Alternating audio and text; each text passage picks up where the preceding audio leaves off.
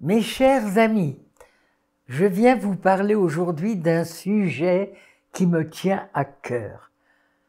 Un sujet qui concerne chacun d'entre nous, c'est la vie.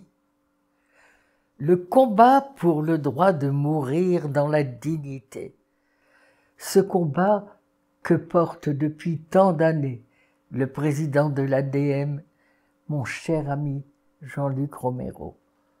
Ce combat me tient à cœur et vous savez que je suis une femme engagée, éprise de la liberté.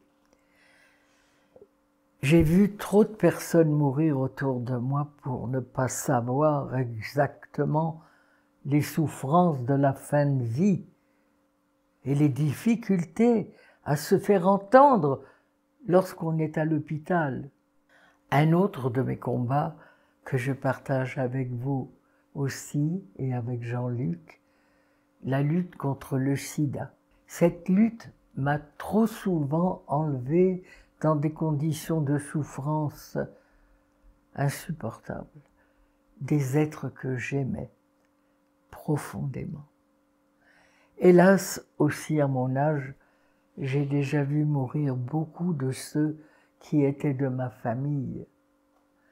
Enfin, le récent AVC qui m'a frappé, je vous en ai déjà parlé d'ailleurs, m'a encore plus amené à réfléchir à cette étape de peut-être un jour aussi ma fin de vie. Je suis une femme de spectacle, je connais trop la valeur et l'importance d'une belle sortie de scène, alors comment ne pas rater sa descente de la grande scène de la vie, simplement en restant maître de ses propres décisions, en ne laissant personne décider pour soi ce qu'il convient de faire lorsque l'horloge de la vie indique que la fin du spectacle est arrivée. Je sais que Jean-Luc et tous les bénévoles de l'ADM vous ont déjà donné ces arguments.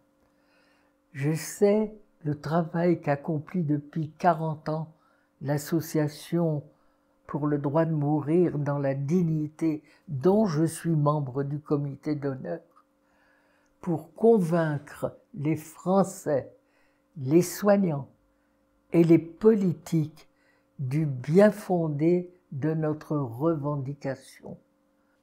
Mais laissez-moi vous parler avec mon cœur. Comme on dit, le cœur a ses raisons. J'ai mené ma vie comme je l'ai entendu. Personne, jamais, n'a dicté ce que je devais faire. Du Pont-de-Nièvre, dans le Nord, où je suis né, à aujourd'hui, où j'ai encore tant de projets à mener, j'ai toujours fait ce que j'ai voulu.